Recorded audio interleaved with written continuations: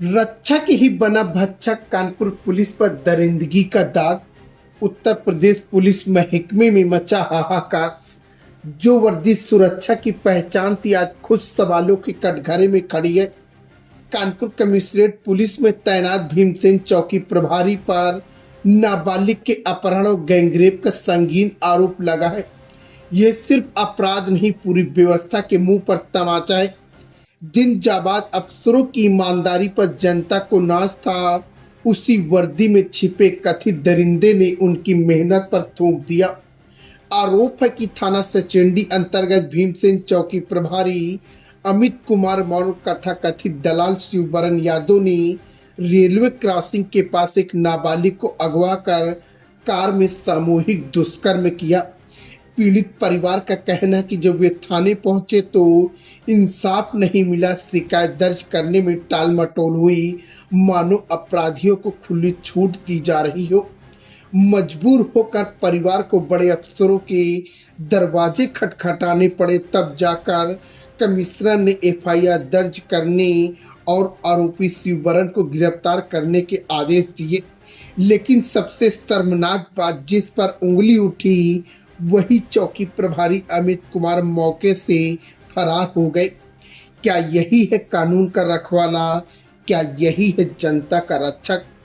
आज पुलिस की छवि पर सिर्फ धूल नहीं, बदनामी का कीचड़ उछाला गया है। आपकी सेवा में सदैव तत्पर का नारा अब खोखला लगता है, क्योंकि आम आदमी का भरोसा वर्दी से उठता नजर आ रहा।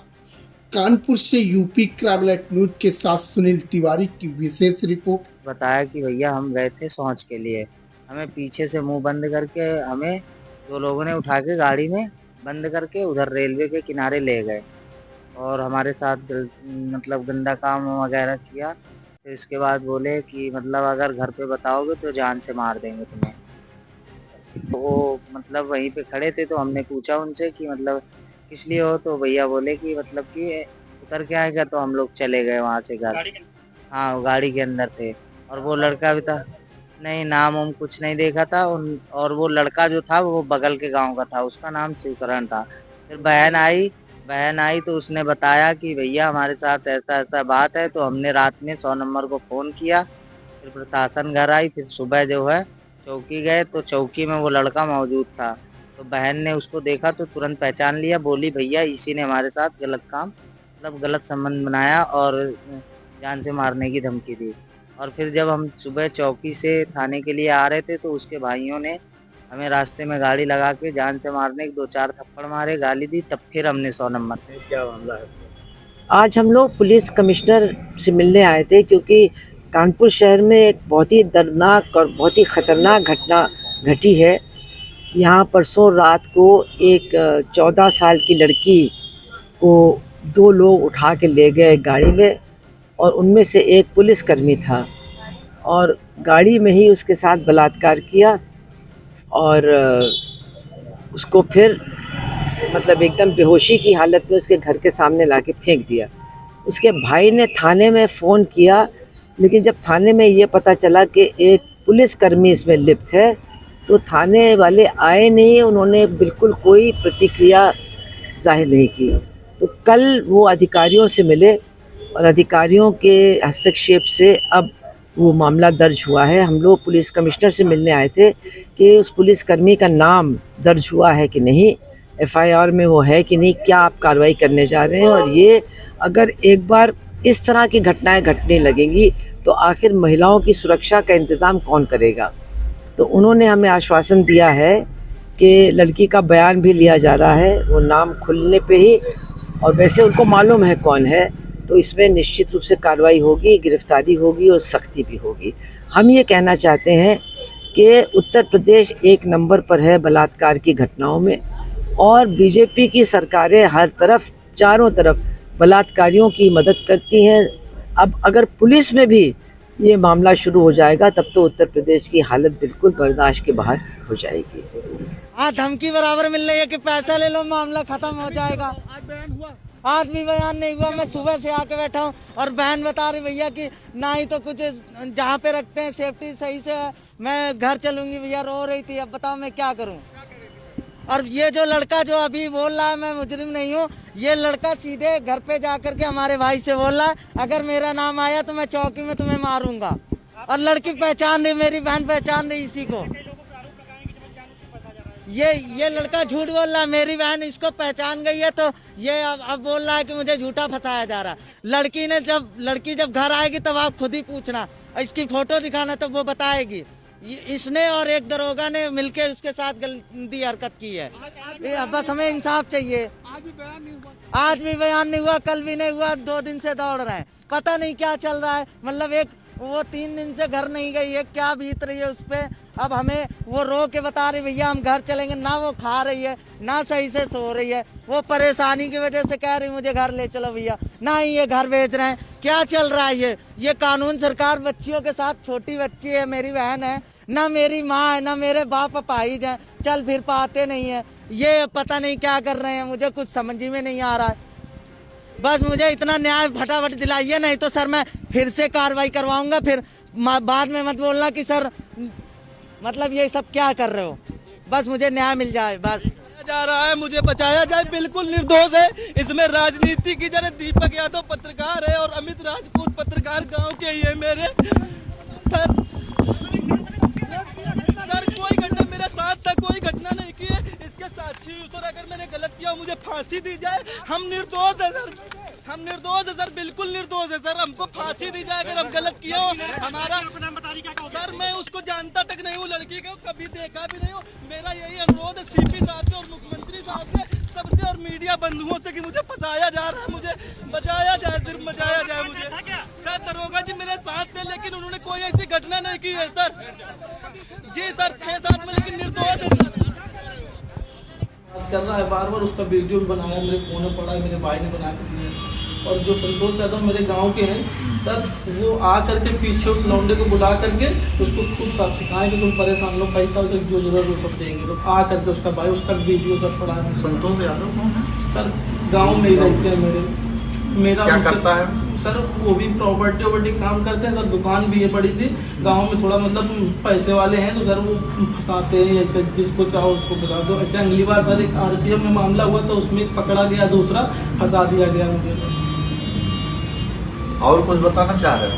सर और कुछ नहीं बताना चाहते, हम ये चाह रहे हैं कि ये लड़की जो झूठ बोल रही है, वो लड़का एक है यहाँ पर, उसको उठवा करके उसकी पूछताछ की जाए, सब सच्चाई सब खुल के आ जाएगी। बाकी मेरा मेडिकल और सैंपल करा दिया जाए, अगर कोई वो सब सर तो मुझे जेल भेज दिया जाए, कार्रवाई कर जाए, कोई हमें समस्या नहीं सर। वो सब होगा तुम्हारा? जी सर। और कुछ बताना चाह रहे हो? सर और कुछ क्या बताया सर, जो सच्चाई सारी बता दी सर। बाकी आप घटना के समय कौन कौन मौजूद था? घटना के समय जब वहाँ पे लड़की मौजूद थी तो कोई सर लड़की होती तब तो सर मैंने लड़की को देखा तक नहीं। इस लड़की को आज हमने पहली बार देखा है। मौजूद देखा? कोई नहीं था, केवल हम और दरोगा जी और 2 उसका जो इसका भाई बोल रहा है बार बार ना, वो लड़का था, आया था, केवल 2 मिनट सर नहीं रुका है। तो भाई से तुम्हारा पहले से परिचय है? नहीं सर, मैं जानता भी नहीं उसको भाई को। इंस्पेक्टर साहब आ नहीं थे आपके पास? इंस्पेक्टर साहब आ चुके थे, बात हो चुकी थी, इंस्पेक्टर साहब उधर चले गए थे और हम लोग अपने रास्ते के लिए घर आ रहे थे। बाकी आप लोग 3 लोग थे? बस सर 3 लोग सर। जब हम अभी तो बताए 2 लड़के थे साथ में उनके, जो भाई था ना, भाई था तो 2 लोग आए थे साथ में मोबाइल लेकर के। एक भाई था, उसका एक और लड़का था, हम पहचानने थे। अभी उस दिन जब आया है कल ये भाई चौकी लेकर। 2 लोग आप थे? जी सर, जी सर। आप थे और अमित दरोगा? जी सर। अमित दरोगा जी तो कहाँ चले गए? अमित दरोगा सर मंडी चौकी पे आ गए थे, रुके थे ना सर, उनका ट्रांसफर हो गया। कहाँ पोस्ट है? जी सर। वर्तमान में कहाँ पोस्ट है? सर अभी तो नहीं पता, लेकिन भीमसेन चौकी में पोस्ट थे पहले। हुआ है सर हाँ। अच्छा जी सर। तो कितनी देर आपके पास रुके रहे? कौन? अमित दीवान। लड़के चले गए पूछ के अपनी बहन को? बस उसके बाद चले गए। उसके बाद हम अपना मुफलर लिए बांधे और बगल में मेरी बाइक खड़ी थी, बाइक उठाया सर, सीधे हम अपने घर आ गए, वो अपने उधर चले गए सर। फोन करके ही तो आपको बुलाया होगा? जी सर, जी सर, जी सर। कितने फोन किया था? सर लगभग ऐसे ही 9:30 बजे के लगभग फोन किया होगा सर। 9 साढ़े 9 के लगभग। बाकी सर डिटेल फोन में ही मिल जाएगी सर। जी सर। तुमसे पूछ रहे हैं सर लगभग में सर ऐसे 9:30 बजे सर। 9:30 बजे आप अमित के पास पहुँचे? जी सर। कितनी देर तक रुके? सर आधे घंटे रुके हैं वहाँ पर। 10 बजे तक? भाई 9:30 से आधा घंटा 10 लगभग सर, लगभग सर। कुछ और आगे पीछे? नहीं हो सकता है सर, आगे पीछे भी हो सकता है, लेकिन आगे नहीं ऐसे। अच्छा उसके बाद जब आपकी बात हो गई कि चोरी हुई है ये हुई है, जी सर। उसके बाद आप निकल गए। जी सर। कितनी दूर में वहाँ से? सर जिस जगह पे बात हुई थी मेरी, तो वो रोड दूसरी है सर, बम्बा के बगल वाले रोड पे खड़े होकर के बात हुई थी। उसके बाद में इंस्पेक्टर साहब को छोड़ने के लिए क्रॉसिंग की तरफ, आप कितनी देर वहाँ से आपसे बात हो गई? हाँ। उसके बाद आप निकले? हाँ तुरंत बाइक कितनी दूर पहुँचे? मैं पहुंचा था, एक बगल में पुलिया पड़ती है, लमसम कितनी दूरी रही? लमसम होगी सर 800-900 मीटर, 1 किलो ज़्यादा 1 किलोमीटर। अच्छा 900 मीटर पहुँचे। जी सर। फिर बैक हुए आप? बैग नहीं हुआ सर, हाँ। बस ऐसे ही खड़ा हो गया उनको। हाँ भाई आप वहाँ से जब आपसे बात हुई कि लोहा चोरी हो गया है ये है, उसको कुछ खबर दे दो। जी सर। आप वापस चले गए? मैं घर अपने, देखिए वहाँ पे सर भाई 2 मुझे रास्ते तो हो गया आप। सर, 2 रास्ते हैं, सुनो तो। अरे मेरी बात तो सुनो आप वहाँ बातचीत हो गई इस जी चीज सर, की, जी सर। आपने कहा कि ठीक है कोई सूचना मिलेगी तो हम आपको बताएंगे। जी सर। फिर आप पलटे? जी सर। मोफलर कब पता चला कि आपका मोफलर गाड़ी? मोबिलर सर 10 पीछे से बाइक उनकी कार आ रही थी, वो भी लौट के पीछे से आ रहे थे। इंस्पेक्टर साहब उधर अपना स्टेशन की तरफ चले गए और ये इधर अपने सचिंडी की तरफ आ रहे थे। और हम भी आएंगे तो मुफलर, मुझे ठंडी लगी, उनका मुफलर छूट गया तो हम रुक के खड़े हो गए सर। 1 मिनट खड़े हो गए, तब तक वो भी आ उस गए। समय कोई कॉल की वापस पलट के कोई कॉल गाड़ी की छूट गया? कोई कॉल नहीं, नहीं। कोई कॉल नहीं सर, सिर्फ खड़े हो गए तो वो भी रुक गए। हमका भैया मुफलर दे दूंगे, क्योंकि वो पीछे ही आ रहे थे सर, मेरे पीछे आ रहे थे 900 मीटर दूरी रही होगी सर, लगभग 900 से। अगर हमको घटना पर ले चलेंगे सर, हम सबको दिखा देंगे सर। इसका मोबाइल कहाँ? सर सचिंडी का एक नाबालिग लड़की के साथ रेप का मामला सामने आया है। कौन आरोपी रहा है, किस तरीके से आरोपियों पर कार्रवाई हुई है? कल सचिंडी थाने में एक एफआईआर पंजीकृत होती है। एक बालिका के खिलाफ रेप का मुकदमा पंजीकृत कराया जाता है और वो अज्ञात में लिखा जाता है। बालिका के बयानों के आधार पे 2 लोगों का नाम प्रकाश में आता है। एक शिवबरन है जो पत्रकार हैं और दूसरे एक सब इंस्पेक्टर का नाम प्रकाश में आता है। शिवबरन की अरेस्टिंग हो चुकी है। हमारे सब इंस्पेक्टर जो अमित मौर्य हैं ये अभी फरार चल रहे हैं। उनकी अरेस्टिंग के लिए 4 टीमें लगा दी गई हैं और जल्दी ही उनकी भी अरेस्टिंग हो जाएगी। महिला के जो बच्ची की जो एफआईआर पंजीकृत हुई है सही धाराओं में पंजीकृत न करने के लिए और तथ्यों के साथ छेड़छाड़ करने के लिए और सही स्थिति को वरिष्ठ अधिकारियों तक न पहुंचाने की लापरवाही के लिए थानाध्यक्ष को तत्काल प्रभाव से निलंबित कर दिया गया है। आगे की कार्रवाई जैसे मेडिकल की कार्रवाई और कोर्ट मजिस्ट्रेट के सामने जो बयान बच्ची के होने हैं वो कार्रवाई कराई जा रही है। सर खाकी पर भी दाग लगा है, तो कहीं ना कहीं आप क्या मैसेज देना चाहेंगे, किस तरीके की सख्त कार्रवाई होगी? ये खाकी में एक व्यक्ति था जिसकी विकृत मानसिकता है, उसके द्वारा एक घटना कारित करना प्रकाश में आया है। ये आरोप लगे हैं। खाकी लोगों की सुरक्षा करती है और एक व्यक्ति जो विकृत मानसिकता है उसके द्वारा ये घटना कारित की है। खाकी हमेशा लोगों की सुरक्षा ही करती है और जिसके द्वारा ये घटना कारित की गई तो उसको कानून का जो दंड होता है कानून के हिसाब से उनको दंड दिया जाएगा। सर किस थाने में पोस्टेड थे और कितने लंबे समय से बने थे वहाँ पर? ये सचिंडी थाने में थे, वहाँ पर चौकी इंचार्ज भी थे और किन्हीं कारणों से कुछ दिनों पहले इनके वहाँ से दूसरे थाना पर स्थानांतरण कर दिया गया था और इनकी वहाँ से रवानगी नहीं हुई थी और ये अपने साथी के साथ जो परिचित एक पत्रकार थे उनके साथ गाड़ी में गए थे। ये गाड़ी भी हमारे कब्जे में आ गई है। यद्यपि पत्रकार का ये कहना है कि हम बिल्कुल निर्दोष हैं, यही सब इंस्पेक्टर का भी मानना है कि हम निर्दोष हैं, लेकिन बच्ची के बयानों के आधार पे हमारे जो हमारी टीम वरिष्ठ अधिकारियों द्वारा जांच की जा रही है तो इनके आरोपों के जो आरोप लगाए गए हैं उन आरोपों की तरफ इंगित कर रही है हमारी जांच। इसीलिए जो पत्रकार हैं इनको अरेस्ट कर दिया गया है और सब इंस्पेक्टर की भी बहुत जल्दी गिरफ्तारी हो जाएगी। कितनी टीमें लगाई गई और किस स्तर पर कार्रवाई करी जा रही है? 4 टीमें लगाई गई हैं और बहुत जल्द ही इनको अरेस्ट कर दिया जाएगा। मामला हुआ है, घटना हुई है गैंगरेप का जो मामला है उसमें उसको लेकर क्या कुछ अपडेट है? देखिए, जो इसमें 2 अभियुक्त थे, इसमें से एक को गिरफ्तार किया जा चुका है और जो दूसरा अभियुक्त है वो पुलिसकर्मी था जो कि अभी फरार चल रहा है। उसकी गिरफ्तारी के लिए 4 टीमें जहाँ जहाँ पे संभावना है वहाँ दबिश दे रही हैं और हम लोग बहुत जल्दी उसको गिरफ्तार कर लेंगे। इसमें जो फरार पुलिसकर्मी है उसके ऊपर 50,000 रुपये का पुरस्कार भी घोषित किया गया है। इसके अलावा कल जब स्थानीय स्तर पर भ्रमण किया गया तो ये पाया गया कि जो वर्तमान जो चौकी इंचार्ज हैं उनके द्वारा भी लापरवाही बरती गई थी, जिसके लिए उनको निलंबित कर दिया गया है।